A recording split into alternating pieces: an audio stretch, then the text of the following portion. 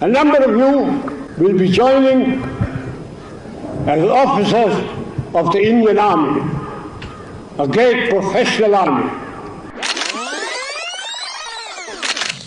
So Sam, tell me about the beginning of the Bangladesh war, the Mukti Bahini. Oh, Pakistan had really cracked down in a big way.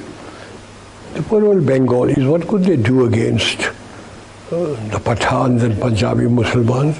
And so they started pouring in into India. And Mrs. Gandhi, in an awful temper, looked at me and read out messages from the Chief Minister of West Bengal. The thousands of refugees have poured in, from the Chief Minister of Assam, the Chief Minister of Tripura. And she looked at me and said, "What are you doing about it?" "Nothing. What's it got to do with me?" She said, "I want you to do something." I said, "What do you want me to do?" She said, "I want you to march into East Pakistan." I said, "That means war." So she said, "I don't mind if it's war." So I said, "Oh, have you read the Bible? God said, 'Let there be light,' and there was light. And you say, 'Let there be war,' and there was war. Are you ready?" "I certainly am not." Then I said, this was about 23rd of April. I said, "You know, the Himalayan passes are opening, and if the Chinese give us an ultimatum," and I said, "The monsoon will be breaking in a few days' time, and when it rains in that part of the world, it pours. Rivers become like oceans. If you stand on one bank, you can't see the other. My movement will be confined to roads. Because of climatic conditions, the Air Force will not be able to support me. And if I were to go in, I guarantee you 100% defeat." I said to Mrs. Gandhi, "Will you now give me your orders?" And then she, "All right, cabinet will meet again at 4 o'clock. So everybody started walking out, I being the junior one. A smile on my face as I was going out. She said, "Chief, stay behind." I said, "Prime Minister, before you open your mouth, shall I send in my resignation on grounds of health, mental or physical?" And she said, "Oh, sit down, Sam, tell me. Everything you told me is the truth." I said, "Yes, everything I've told you is the truth." I said, "It's my job to fight to win, not to lose." And she smiled at me and said, "All right, Sam, you let me know when you're ready." What went wrong at Shimla? She went there and Bhutto made a complete of her. Saying, "I know I've just taken over from Yahya Khan. If I yield anything just now, they'll throw me out. Give me a chance. In 6 months' time, I promise you, we'll settle everything peacefully." She came back and she told me, I said, "He's made a monkey out of you."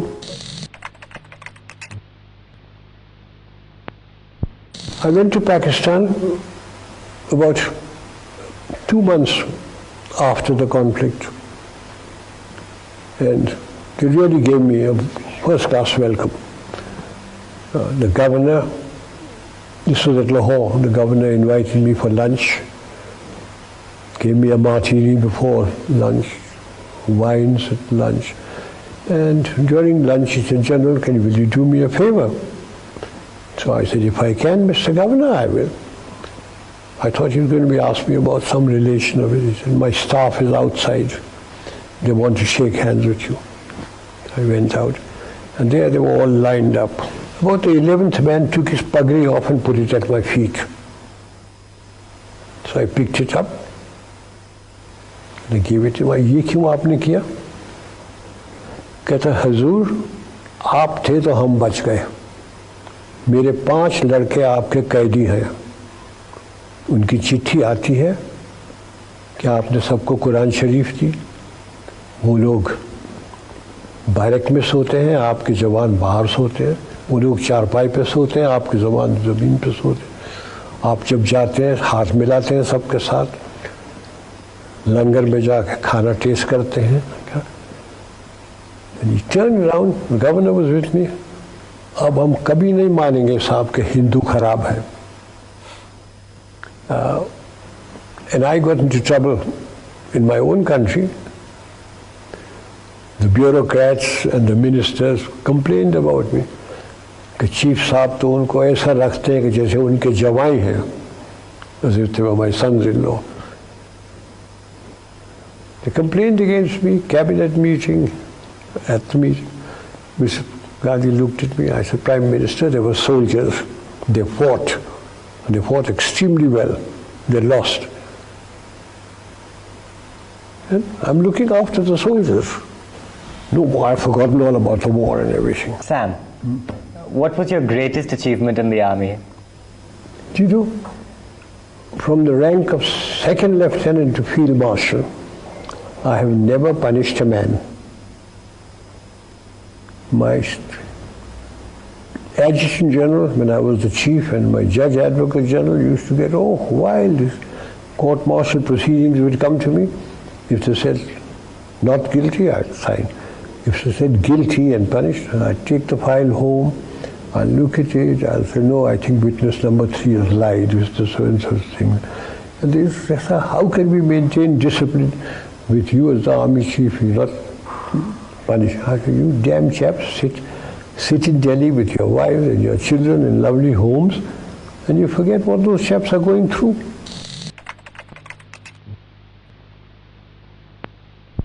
I couldn't go anywhere when people would ask, General, when are you taking over? One evening at 4 o'clock in my office, I was having tea when Mrs. Gandhi rang up. She was in Parliament House. And she rang up and said, Sam, are you very busy? And I said, Prime Minister, the army chief is always busy, but never too busy to talk to his Prime Minister. She said, can you come over? And I said, I'm having tea here. She said, oh, I'll give you tea. I said, I have good tea here, you'll give me muck. He said, oh, come over. So I said, okay. So I got hold of the ADC, I said, the girl wants me. Come on, get the car. The girl wants me. They always knew I'd talk like that. So we got into the car, went to Parliament House. She was sitting in her office with a kidney-shaped table. She was an actress, she was sitting down like this. I walked in my breezy way. I said, hello, Prime Minister. You seem worried. What's wrong? She said, I've got problems. So I said, oh, cry on my shoulder. What are your problems? And she looked me straight in the face and said, you are my problem. So I said, now what have I done? Have I made a speech? Have I done something stupid? So I said, what have I done now? She said, everybody says you're going to take over from me. So I said, and what do you think? She says, you can't. And I said, oh, you think I'm so incompetent? I didn't mean that, Sam. You wouldn't. She has a long nose, I have a longer one. I put my nose next to her. I want to tell you, I have no intention or even a thought of getting involved in politics or taking over, as long as I command my army without interference. Okay, I've told you enough about Mrs. Gandhi and myself. Moraji Desai. Ah, you want to know about Moraji Bhai. You've been dying to tell that story, haven't you? I've got 2 or 3 stories about Moraji Bhai.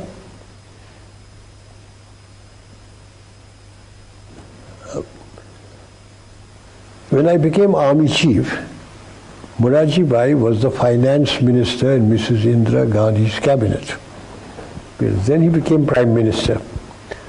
Mrs. Gandhi lost the election, he became prime minister. One day he said, I believe you drink. So I said, yes, I have. You mustn't drink. Very bad for you. So I said, Prime Minister, I come to my Prime Minister, he said, you mustn't drink. I go to a party and I talk to a pretty girl, my wife says, you mustn't talk to her. I'm a field marshal, is life worth living? He says, your wife is quite right. Drinks and pretty girls will ruin you. I said, they haven't ruined me so far.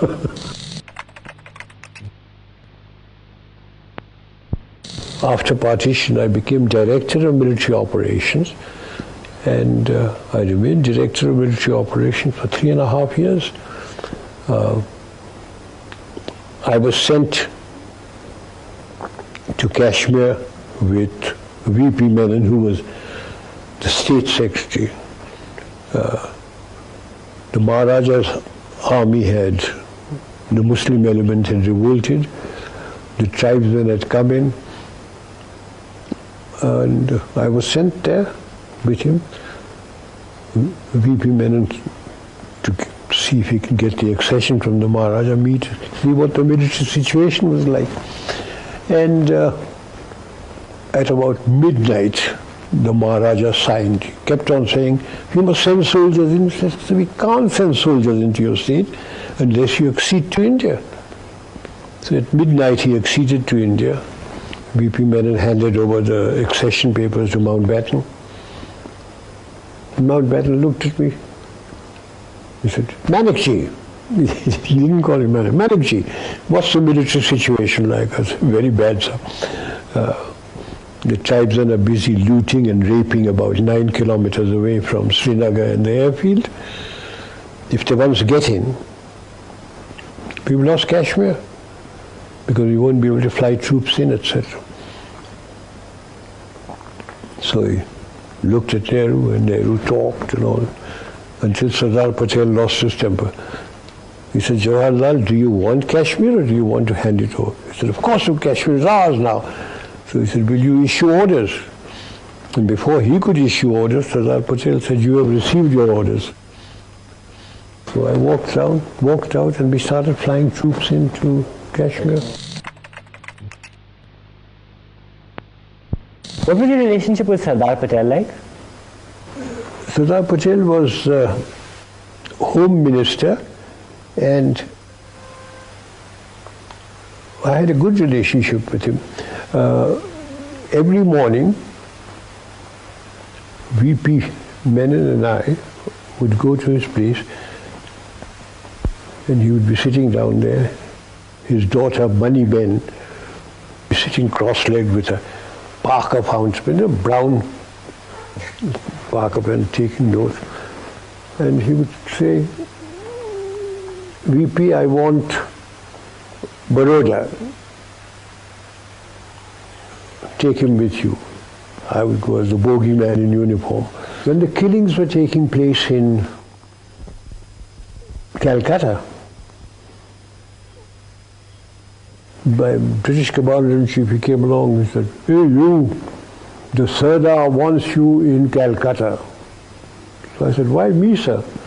He said, "He phoned, he wants you there.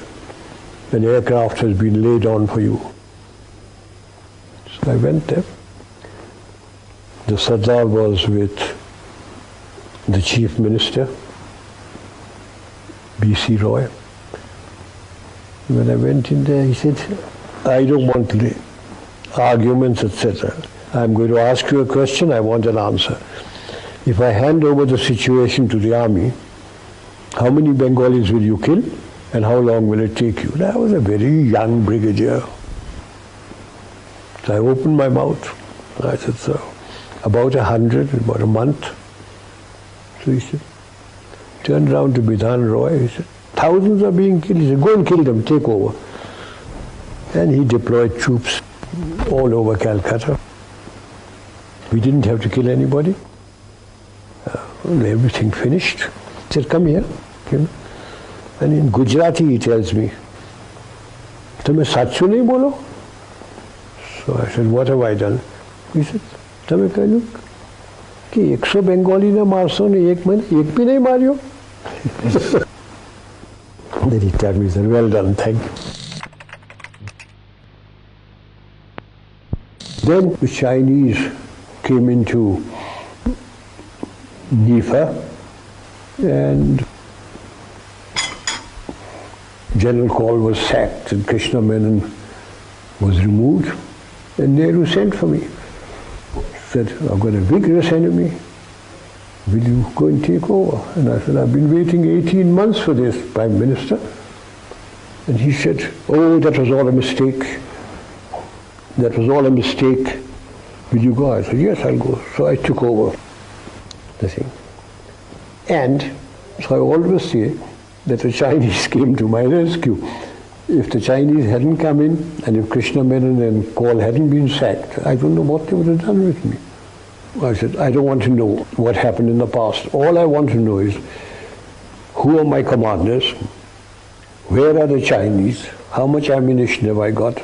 How much oil, petroleum, and food have I got? And just leave the map to be here. Which they did. After half an hour, I rang the bell. They came in. And I said, I don't know whether I'm doing right or wrong, but these are my orders. And that was the time when the Chief of Staff took his hat off, flung it on the ground, jumped on it. He said, thank effing God, at last somebody is giving orders. We have never had orders before. And my orders were that we start advancing. They were. No, Khanna, Leisure. So Sam, tell me about when you joined the Gurkhas. Oh Lord.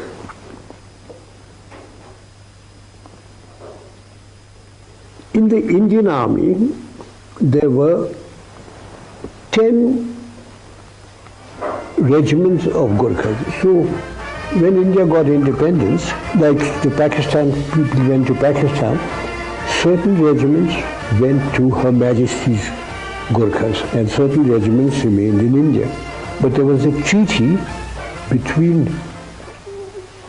the King of Nepal and the British government that all Gurkha regiments would be officered by British officers. So when the British officers left, there had to be some Indian officers. So I was the first Indian to be posted to a Gurkha regiment. I, having been with the Frontier Force Regiment, now became a Gurkha. What year was this? 1947. 1947. And I met a Gurkha sentry. I looked at him and I said, asked him, Tera naam kya hai? And he said, Har ka Bahadur Guru. Then I looked at him, Mera naam kya hai? And he thought and he said, Sam Bahadur. I became Sam Bahadur.